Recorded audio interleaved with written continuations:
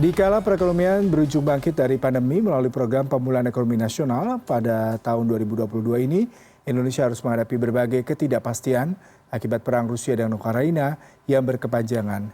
Tahun macan air harus diwarnai krisis pangan dan energi karena dampak perang meluas ke dunia. Berikut kaleidoskop ekonomi Indonesia tahun 2022.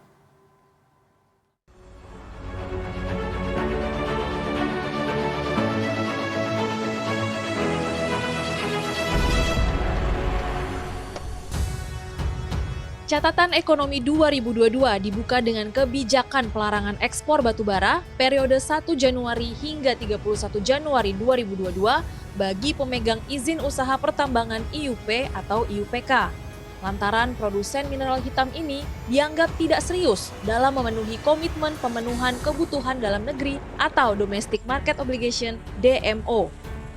Selain batubara, pemerintah telah menetapkan larangan ekspor biji nikel sejak 1 Januari 2020 dan Komisi Uni Eropa merespons kebijakan itu dengan menggugat Indonesia ke World Trade Organization atau WTO. Sampai akhir 2022, gugatan masih berproses banding. Namun pemerintah kekeh hilirisasi nikel tetap berlanjut lantaran pendapatan negara berpotensi naik hampir 20 kali lipat. Tahun 2022 dikirain menjadi tahun pemulihan ekonomi dari pandemi COVID-19. Namun yang terjadi pada 24 Februari yang lalu, Rusia resmi menyerang Ukraina dengan invasi yang skala besar. Hal ini menjadi awal mula merangkaknya harga energi dan juga harga pangan, tak hanya di dunia, namun juga di Indonesia.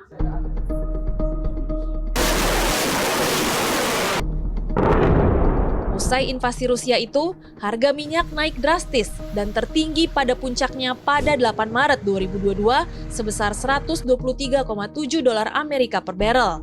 Kemudian bertahan di atas 100 dolar Amerika per barrel dan kembali tinggi pada 8 Juni 2022 sebesar 122,11 dolar Amerika per barrel. Tak hanya minyak, perang Rusia-Ukraina juga menyebabkan krisis gas di Eropa, sehingga membuat harga batubara meroket.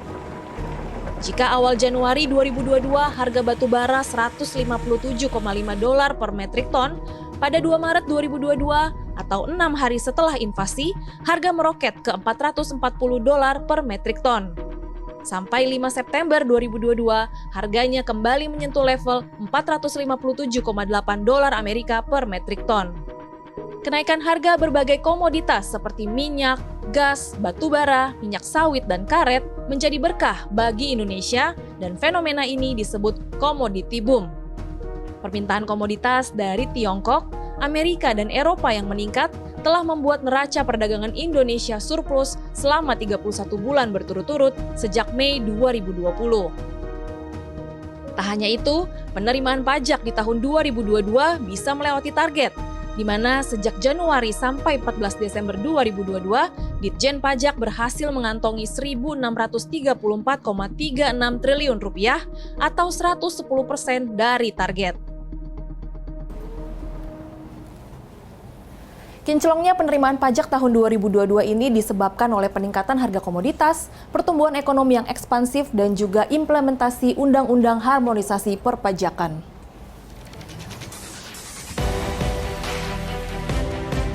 Penerimaan perpajakan ini yang membuat anggaran pendapatan belanja negara APBN 2022 mencetak defisit 1,22% atau jauh lebih kecil dari yang diindikasikan pada Perpres 98 tahun 2022 yakni 4,5% terhadap PDB. Perang Rusia-Ukraina juga telah mengganggu pasokan makanan ke dunia dan memperburuk kelaparan. Rusia dan Ukraina mengekspor hampir sepertiga gandum dan jelai, minyak bunga matahari, dan pemasok jagung. Rusia juga sebagai produsen pupuk global. Akibatnya harga pangan mengalami kenaikan dan menjadi pemicu lonjakan inflasi di Indonesia dan banyak negara lainnya. Di sisi harga energi, kebijakan penaikan harga BBM jenis Pertalite dan solar di dalam negeri pada 3 September 2022 juga semakin memberi tekanan kepada inflasi.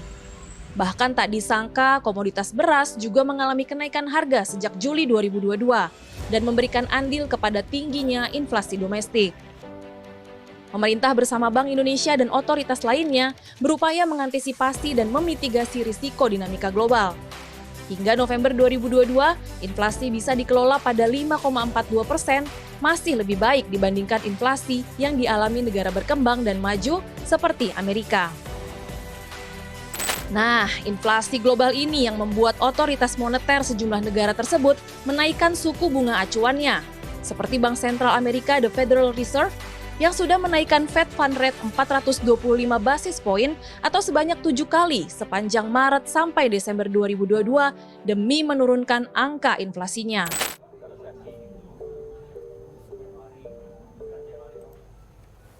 Tapi semakin tinggi suku bunga acuan semakin meningkatkan risiko yang menyebabkan resesi. Makanya Pak Presiden selalu mengingatkan gambaran tahun 2023 yang akan... Kok gelap? Tahun ini sulit dan tahun depan sekali lagi saya sampaikan,